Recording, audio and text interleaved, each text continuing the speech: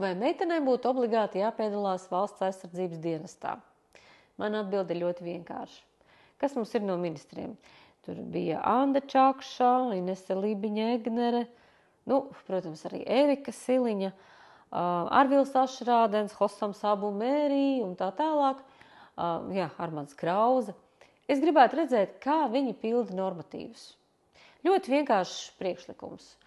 Visiem ministriem un arī visiem deputātiem, kuri faktiski arī atbalstīja šo te valsts aizsardzības dienestu, būtu vismaz mēnesi pirms stāšanās amatā jāaiziet šis te saīsinātais kurs, lai viņi varētu apdraudējuma gadījumā stāties pirmajās rindās, rādīt priekšzīmi un aizsargāt mūsu valsti.